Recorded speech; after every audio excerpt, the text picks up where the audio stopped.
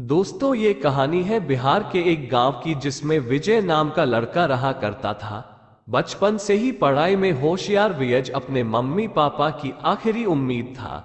विजय के दादा ने अपने समय में बहुत कर्ज ले लिया था, जिसको चुकाने में पापा की पूरी जिंदगी मजदूरी में निकल गई। उनके पास थोड़ी सी जमीन थी जिससे उनका गुजरा हो रहा था।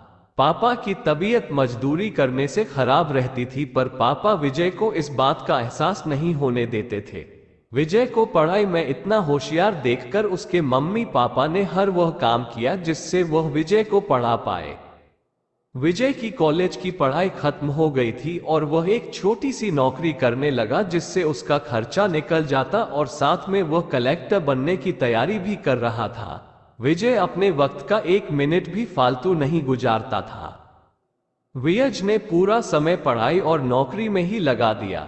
विजय के पापा को यह पता था कि वह कलेक्टर बनना चाहता है, इसलिए घर की हालत बहुत ज्यादा खराब होने पर भी उन्होंने विजय से कभी इस बात का जिक्र नहीं किया और न उसको अच्छी नौकरी करने के लिए कहा। लगातार 2 साल तक विजय पास नहीं हो पाया। उसके बाद भी उसके पिता ने अपना घर और जमीन गिरवी रखकर विजय को आईएएस की कोचिंग ज्वाइन करवाई और उसकी नौकरी भी छुड़वा दी और केवल पढ़ाई करने को कहा।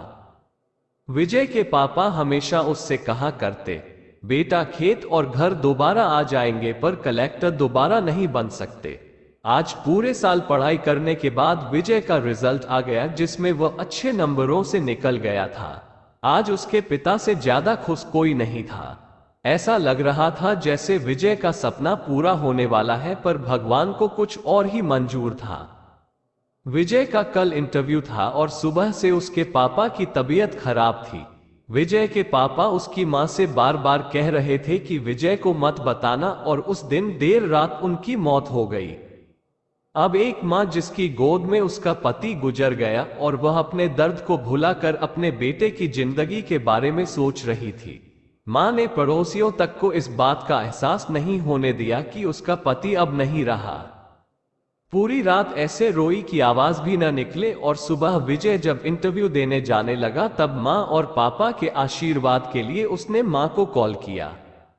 मां ने पूरी हिम्मत लगा दी अपना सच छुपाने के लिए और विजय को आशीर्वाद दिया। और जब विजय ने पापा से बात करने को कहा तो मां बोली, पापा अब तुमसे बात नहीं करेंगे, वो कलेक्टर से बात करेंगे। इतनी बात करके मां ने फोन रख दिया। विजय का जब इंटरव्यू हो गया तब उसे बताया गया कि उसके पिता की तबीयत खराब है, उसको तुरंत घर जाना है।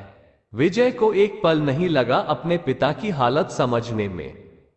घर पहुंचकर पिता के पैरों में गिरकर वो जोर जोर से रोने लगा और कहने लगा, पापा उठो, देखो मैं कलेक्टर बन गया। आज उसके पिता को वह खुशी मिली थी जिसका उनको वर्षों से इंतजार था, पर आज वह इस दुनिया में नहीं थे। भगवान विजय के पिता की जिंदगी में सुख लिखना ही भूल गए थे। पहले वह अपने पिता के कर्ज में जिंदगी भर मजदूरी करते रहे और फिर बेटे के सपनों में फिर घर और जमीन गिरवी रखनी पड़ी। विजय के पिता का कर्ज वो जिंदगी में कर्ज लेकर आए और कर्ज लेकर चले गए।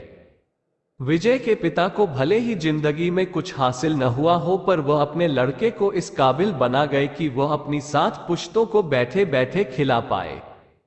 विजय की मां ने जो उस रात किया जिसको करने का जज्बा बहुत कम लोगों में होता है। जब विजय कलेक्टर बनकर घर आया तब मां ने विजय से कहा, बेटा तुम आज इतने बड़े बन गए हो कि हाजरों गरीबों का भला कर सकते हो। जब भी तुम्हारे सामने कोई गरीब मदद मांगने आए तो अपने पिता और मेरे बारे में सोचना। मैं तुम्हारे बराबर पढ़ी लिखी और समझदार तो नहीं हूं, पर इतना जरूर जानती हूं गरीब आदमी की बहुत मजबूरी होती है। तुम कभी किसी का बुरा मत करना। दोस्तों, इस कहानी से हमें यह शिक्षा मिलती है कि वक्त कितना भी खराब हो, हम उसे बदल जरूर सकते हैं। माँ और बाप के एहसानों को हम कभी नहीं उतार सकते हैं, पर हम अपने कर्मों से उनकी इच्छा जरूर पूरी कर सकते हैं। दोस्तों, आपको हमारी यह कहानी कैसी लगी हमें कमेंट करके जरूर बताएं।